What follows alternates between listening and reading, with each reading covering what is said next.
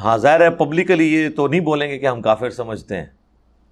آج کل تو رد الفساد اور ضرب عضب کی وجہ سے لوگوں کے لیے پریشانی ہے، ورنہ تو پہلے آپ کو پتہ ہے کہ ہمارے ٹوائلٹس کے اندر چاکنگ ہوئی ہے شیعہ کافر کے نام سے. کیا یہ نہیں ہوتا رہا؟ اور اس ویڈیو کی وساطت سے میں اپنے بھائیوں کو بھی ریکویسٹ کروں گا کہ اگر آپ کو کوئی کسی مسجد میں نماز پڑھنے سے یا رفع الیدین کے ساتھ سنت کے مطابق نماز پڑھنے سے روکتا ہے، تنگ کرتا ہے، کسی سے الجھنے کی ضرورت نہیں ہے. ایک سادہ کاغذ کے اوپر اپنی ہینڈ رائٹنگ کے ساتھ اپلیکیشن لکھ کے قریبی تھانے کو دیں. آپ دیکھیں وہ مولوی آپ کے قدموں میں گرے گا آ کے، جتنا بڑا مرضی وہ ڈان ہوا. اب ان کے لیے جائے پناہ نہیں پاکستان میں انشاءاللہ تعالی. آپ نے ان ڈائریکٹ تو الجھنا ہی نہیں ہے. یہ اکثر لوگ کہتے ہیں نا جی وہ مولوی صاحب تنگ کرتے ہیں، منع کرتے ہیں. ان کے باپ کی مسجدیں یا تو لکھ کے لگائیں یہ مسجد ہماری ذاتی جاگیر ہے، صرف ہمارے فرقے کا بندہ نماز پڑھے گا. یہ تو ضرور لکھا ہوتا ہے انہوں نے کہ یہاں پہ خطیب یا امام فلاں فرقے سے ہوگا. یہ کسی نے نہیں لکھا ہوتا کہ یہاں پہ نماز صرف فلاں فرقے کے لوگ پڑھیں گے. یہ کہیں آپ نے دیکھا ہے کسی مسجد میں لکھا ہوا؟ تو اس کا مطلب کیا ہے کہ وہ اس چیز کو مانتے ہیں کہ ہم سب کو الاؤ کریں گے. تو جب تنگ کرے آپ کو کوئی، سادہ اپلیکیشن لکھ کے نہ تھانے میں دیں، نام لکھ دیں اور کہیں کہ جی یہ اس طریقے سے مجھے تو. اور ہم نے یہ پریکٹیکلی لوگوں سے کروایا. آج کل تو آپ کو پتہ ہے تمام مکاتب فکر کی جو وہ نان اسٹیٹ ایکٹر تنظیمیں بنی ہوئی تھی نا، ساری کی ساری اس وقت جو ہے نا وہ لائن حاضر ہوئی ہوئی ہیں. ایک ایک کر کے سب کالعدم ڈکلیئر ہو رہی ہیں اپنی حرکتوں کی وجہ سے. میں تو اس حق میں نہیں کہ کسی تنظیم کو کالعدم ڈکلیئر کیا جائے، لیکن ان کو بھی اپنی حرکتوں کے اوپر غور کرنا چاہیے. کیوں اپنی اس قسم کے پولیٹیکل ایکٹیویٹیز کے ساتھ پیرلل میں اس قسم کے نان اسٹیٹ ایکٹر بھرتی کر کے تو وہ اس قسم کی ایکٹیویٹیز پرفارم کرتے ہیں. لہذا مساجد ساری اللہ کی ہیں، تو میں ہر جگہ نماز پڑھ لیتا ہوں. اس چیز کو نہیں دیکھتا کہ یہ بریلویوں کی مسجد ہے، دیوبند کی، اہل حدیث کی، یا ایون شیعہ کی. حالانکہ اہل سنت اہل تشیع والی تفریق ذرا بڑی ہے، فائدہ نہیں ہے نا اس تفریق میں اب پڑھنے کا. جب مسلمان سمجھ رہے ہیں تو پھر نماز ہو جائے گی. بیسیکلی یہ کفر اسلام کے فتوے اور کسی کے پیچھے نماز ہوتی ہے نہیں ہوتی، اس حوالے سے آپ کو قرآن و سنت میں کوئی بات نہیں ملے گی. یہ سارے علماء کے فتوے ہیں، چاہے پرانے علماء ہیں چاہے جدید دور کے علماء ہیں. فتویٰ آتے ہی اس وقت ہے جب قرآن و سنت میں کوئی بات موجود نہ ہو. میرا ایک معصومانہ سوال ہے کہ یہ جو ایشو ہے کسی کے پیچھے نماز پڑھنے کا، کیا یہ کوئی فروعی مسئلہ تھا یا یہ کوئی جدید دور سے تعلق رکھنے والا مسئلہ تھا کہ اس کے اوپر آج کے علماء کے فتووں کی ضرورت ہوتی؟ ریل گاڑی میں نماز، ہوائی جہاز میں نماز، یہ باتیں تو سمجھ آتی ہیں. بریلوی کے پیچھے نماز اور دیوبندی کے پیچھے نماز اور اہل حدیث کے پیچھے نماز، سنی کے پیچھے نماز، شیعہ کے پیچھے نماز، یہ تو پرانے مسئلے ہیں. فتوے آج کیوں آ رہے ہیں؟ حالانکہ اس سے زیادہ گمراہ کن فرقے صحابہ کے دور میں موجود تھے. کوئی مجھے بتائیں کہ صحابہ کرام ایک دوسرے کے پیچھے نماز نہ پڑھتے ہوں یا ان فرقوں کے پیچھے نماز نہ پڑھتے ہوں. سنن الکبریٰ البیہقی میں موجود ہے. عبداللہ بن عمر خوارج کو سلام بھی کرتے تھے، ان کے سلام کا جواب بھی دیتے تھے، اور حی علی الصلاۃ حی علی الفلاح پہ بھی جواب دیتے تھے، یعنی نماز بھی پڑھتے تھے. جب لوگوں نے پوچھا انہوں نے کہا جب تک ان کی مساجد سے حی علی الصلاۃ حی علی الفلاح کی آوازیں آتی رہیں گی ہم ان کے پیچھے نماز بھی پڑھیں گے، ہم ان کے سلام کا جواب بھی دیں گے. لیکن جب یہ ہمیں کہیں گے کہ ہم اپنے مسلمان بھائیوں کو قتل کریں تو ہم ان کا ساتھ نہیں دیں گے. اور معذرت کے ساتھ ہماری عوام جو ہے وہ قتل کرنے میں ساتھ دیتی ہے، نماز ایک دوسرے کے پیچھے نہیں پڑھتی. دیکھیں الٹ چل رہا ہے کام. ہمیں ان لوگوں کے فتووں کی ضرورت ہے. سب سے زیادہ خوارج کی وجہ سے تکلیفیں اٹھانی پڑیں مولا علی کو رضی اللہ تعالیٰ عنہ علیہ السلام. مولا علی نے تو کبھی نہیں کہا ان کے پیچھے نماز نہیں ہوتی، یہ کافر ہے. المصنف ابن ابی شیبہ میں موجود ہے، جب حضرت علی سے پوچھا گیا خوارج کے بارے میں تو انہوں نے فرمایا، پوچھا گیا کیا یہ منافق ہے؟ انہوں نے کہا منافق تو نہیں ہے، اگر منافق ہوتے تو اللہ کا ذکر بہت کم کرتے، جس طرح قرآن میں ہے کہ منافق تو تھوڑا اللہ کا ذکر کرتے ہیں. یہ تو بڑی لمبی نمازیں پڑھتے ہیں. پوچھا گیا کافر ہیں؟ فرمایا کافر بھی نہیں ہے، یہ کفر ہی سے تو بھاگے ہیں، انہوں نے یہ سمجھا کہ میں کافر ہو گیا ہوں اس لیے مجھے چھوڑ گئے. تو کفر سے تو شدید نفرت کرتے ہیں. تو اب 3 ہی کیٹیگریز ہو سکتی ہیں نا، یا کوئی منافق ہوگا یا کافر یا مسلمان. تو پوچھا گیا پھر یہ کیا ہیں؟ تو کہا گیا کہ یہ ایک گروہ ہے جس نے ہم سے بغاوت کی ہے.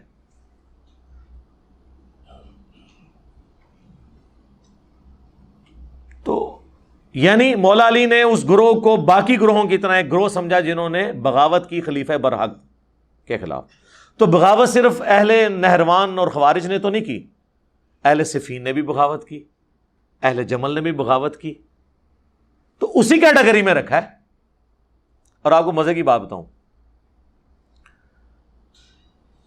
سنن نسائی الکبریٰ کے اندر حدیث موجود ہے، المستدرک للحاکم کے اندر موجود ہے، مسند امام احمد میں موجود ہے کہ اللہ کے محبوب صلی اللہ علیہ وآلہ وسلم ایک دفعہ اپنی زوجہ محترمہ کے گھر سے نکلے اور آپ کی جوتی راستے میں ٹوٹ گئی. تو آپ نے وہ اپنی جوتی اتار کے مولا علی کو دی گانٹھنے کے لیے. تو سیدنا علی وہیں پہ بیٹھ کے اس جوتی کو گانٹھنا شروع کر دیا. نبی علیہ السلام تھوڑی دیر تو چلے، پھر آپ سائڈ پہ رک گئے سیدنا علی کے انتظار کے لیے. اور پھر حضرت علی کی غیر موجودگی کو غنیمت سمجھتے ہوئے نبی علیہ السلام نے اپنے باقی اصحاب سے کہا کہ دیکھو اللہ تعالیٰ نے مجھے نبی بنا کر مبعوث کیا، ایز اے لاسٹ ریزارٹ مجبوراً مجھے اپنے قبیلے کے لوگوں کے خلاف ان کے کفر کی وجہ سے تلوار اٹھانی پڑی، قرآن کی تفسیر کی خاطر کافروں کے خلاف مجھے تلوار اٹھانی پڑی. لیکن تم میں ایک ایسا شخص ہے جسے قرآن کی تعبیر کی خاطر مسلمانوں کے خلاف تلوار اٹھانا پڑے گی. اب یہ بہت بڑی بات تھی، وہ کام جو نبی علیہ السلام نے نہیں کیا، یعنی مسلمان کے خلاف تلوار اٹھانا، لیکن آن دا بہاف آف پرافٹ حضور کے بعد وہ کام کسی اور نے کرنا تھا. تو سیدنا ابو بکر نے کہا یا رسول اللہ کیا وہ شخص میں ہوں گا؟ آپ نے فرمایا لا. نبی علیہ السلام کی مبارک زندگی میں یہ لفظ زبان پہ آتا ہی نہیں تھا، لا نہ آپ کی زبان پہ ہے ہی نہیں تھی، اس اعتبار سے کہ کوئی شخص آپ سے مانگے اور آپ اس کو انکار کر دیں، اس لیے اب لا کا لفظ استعمال ہی نہیں کرتے تھے. سیدنا عمر نے کہا انا یا رسول اللہ، یا رسول اللہ میں ہوں وہ شخص جو مسلمانوں کے خلاف قتال کرے گا قرآن کو منوانے کے لیے، جس کا ذکر سورۃ الحجرات میں ہے، اگر مسلمانوں کا کوئی گروہ باغی ہو جائے تو اس سے قتال کرو یہاں تک کہ وہ توبہ پہ آمادہ ہو. تو اس آیت کی پریکٹیکل تفسیر کیا میں نے ماننا ہے؟ تو سیدنا عمر کے سوال پہ نبی علیہ السلام نے فرمایا لا، نہیں، بلکہ وہ شخص ہے جو میری جوتیاں گانٹھ رہا ہے. تو صحابہ اکرام دوڑے مولا علی کی طرف اور انہیں جا کے بتایا کہ اتنی بڑی بشارت آپ کے لیے کہ آپ نے نبی علیہ السلام کے بہاف پہ مسلمانوں کے خلاف تلوار اٹھانی ہے، ان کا قبلہ درست کرنے کے لیے، جس طرح نبی علیہ السلام نے ایز اے لاسٹ ریزارٹ کافروں کے خلاف تلوار اٹھائی. تو سیدنا علی مسکرا پڑے. صحابہ کہتے ہیں ہم سمجھ گئے کہ حضرت علی کو یہ بات پہلے سے معلوم تھی. آپ کا جو فیس ایکسپریشن تھا وہ یہ بتا رہا تھا کہ آپ کو یہ بات پہلے سے معلوم تھی. اب یہ حدیث ان کے گلے کا کانٹا ہے. کن کا؟ جو کہتے ہیں ایک دوسرے کے پیچھے نماز نہیں ہوتی. کیونکہ جب ہم کہتے ہیں نا خوارج کی بات کرتے ہیں نا ان سے، تو کہتے ہیں نہیں خوارج تو کافر ہیں، ان کی مثالیں نہ آپ دیں، ان کو تو کہتے ہی خارجی ہیں. لیکن جب یہ حدیث آتی ہے اور ہم کہتے ہیں یہ سیدنا علی نے کن مسلمانوں کے خلاف تلوار اٹھائی؟ جنگ جمل والوں کے خلاف، بلکہ مجبوراً اٹھائی تلوار تو انہوں نے اٹھا لی تھی. ظاہرہ ریٹ آف دی گورنمنٹ کو چیلنج کیا تو پھر ریٹ آف دا گورنمنٹ تو اسٹیبلش کرنی تھی سیدنا علی نے، اسی وجہ سے مجبوراً ان کو اپنا دارالخلافہ کوفے شفٹ کرنا پڑا مدینہ شریف سے. کیونکہ سیدہ عائشہ، سیدنا طلحہ، زبیر رضی اللہ عنہم اجمعین، ہم تو ان کے لیے احترام رکھتے ہیں الحمدللہ، دنیا اور آخرت میں اللہ کے مقرب لوگوں میں سے ہیں وہ. ان کی غلطیوں پر ان کی نیکیاں بھاری ہیں الحمدللہ. تو اب ریٹ آف دا گورنمنٹ کے لیے بجائے دھرنا جو ہے وہ مدینہ شریف میں آ کے دینے کے، جہاں پہ خلیفۃ المسلمین بیٹھے تھے، انہوں نے جا کے کوفے پہ خود چڑھائی کرنا شروع کر دی. تو پھر سیدنا علی کو مجبوراً یہاں سے نکل کے عراق جانا پڑا. جب ہم یہ بات کرتے ہیں کہ میرے بھائی یہ دیکھیں یہ سارے معاملات، اب تو محرم کا مہینہ بھی آنے لگا ہے، تو مجھے بائی چانس یہ باتیں ذہن میں آنا شروع ہو جاتی ہیں، لیکن اس سے جڑی ہوئی ہیں.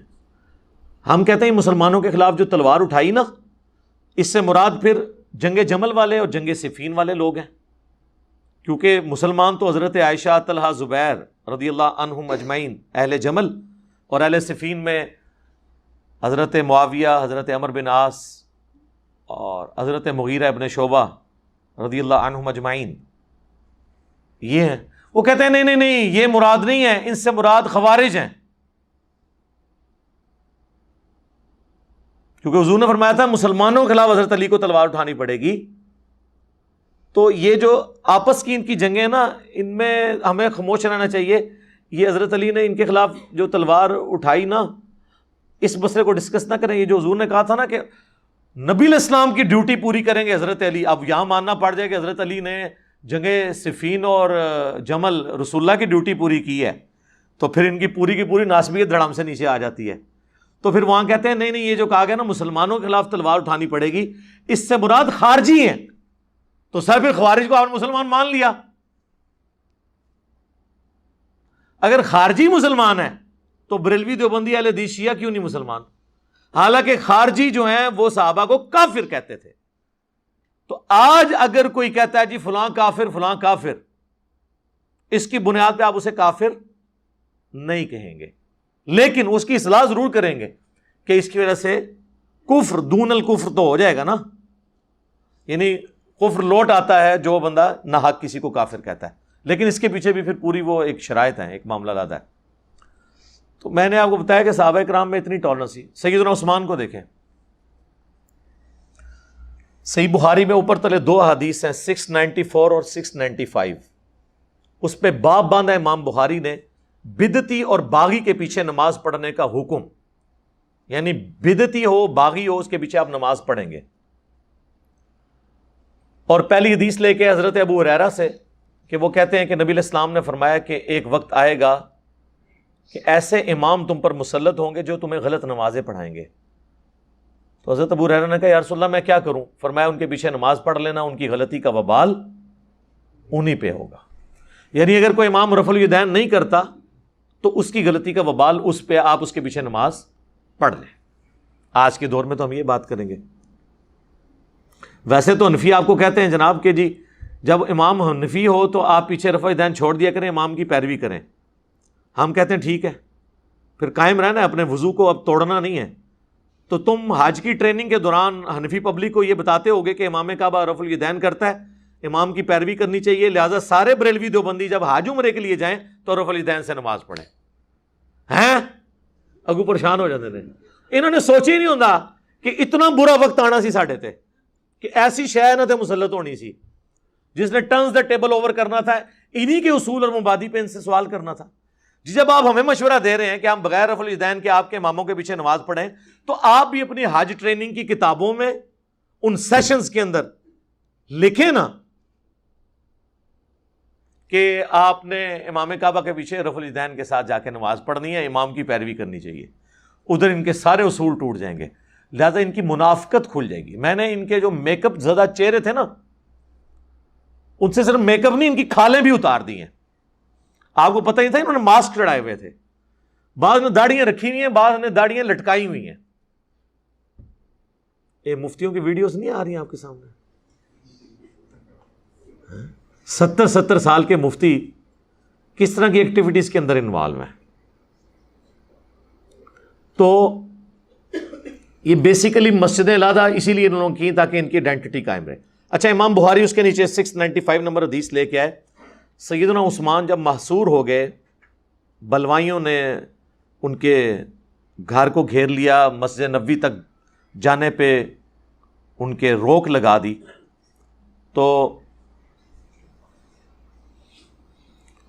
سیدنا عثمان کے پاس ایک صحابی حاضر ہوئے. انہوں نے کہا کہ ہمارے امام تو آپ ہیں، ظاہر ہے پولیٹیکل امام بھی اور مسجد کے امام بھی. اس وقت تو خلیفۃ المسلمین ہی نماز پڑھاتا تھا. اس وقت مسجد پہ باغیوں کا قبضہ ہے اور فتنوں کا امام ہمیں نماز پڑھا رہا ہے. ہمیں خطرہ ہے ہم گناہ میں مبتلا نہ ہو جائیں کہ ہم آپ کو چھوڑ کے اس کے پیچھے نماز پڑھیں. تو کیا آپ ہمیں اجازت دیتے ہیں اس بات کی؟ تو سیدنا عثمان نے کہا کہ نماز ہی تو مسلمانوں میں ایک نیکی کا کام ہے, اس نیکی کے کام میں ان کا ساتھ دو اور برائی میں ان سے الگ رہو. یعنی سیدنا عثمان جو ڈائریکٹلی افیکٹی تھے ان کے, اس کے باوجود کہا کہ نماز ان کے پیچھے پڑھو. آپ دیکھ لیں حضرت عثمان کی سنت پہ اس وقت میں عمل کر رہا ہوں خود بھی, بلکہ ایک سٹیپ آگے چلا گیا ہوں اس حوالے سے کہ حضرت عثمان کو تو وہ نکلنے نہیں دیتے تھے. حضرت عثمان نے تو اپنے ساتھیوں کو کہا نا کہ ان کے پیچھے نمازیں پڑھو, اور میں تو خود ان کے پیچھے جا کے نمازیں پڑھتا ہوں جو میرے خلاف جمعے پڑھا کے مجھے مرتد ملحد پتہ نہیں کیا کیا لفظ نہیں بول دیتے. تو حوصلہ آپ دیکھ لیں. تو ہم اصل میں عثمانی ہم ہیں, ہم ہی صدیقی ہیں, ہم ہی فاروقی ہیں, ہم ہی عثمانی ہیں اور ہم ہی علوی ہیں الحمدللہ, اور ہم بھی محمدی ہیں صلی اللہ علیہ وآلہ وسلم. صلاۃ بر محمد وآل محمد. اللہم صلی علی محمد وعلی آل محمد. تو اس پہ امام بخاری نے 695 نمبر حدیث اور 694 کے اوپر باب باندھا ہے کہ باغی اور بدعتی کے پیچھے نماز پڑھنے کا حکم ہے. یعنی خلیفہ راشد نے ہمیں حکم دیا ہے کہ ہم باغی اور بدعتی کے پیچھے نماز پڑھ لیں. اچھا, حضرت امام بخاری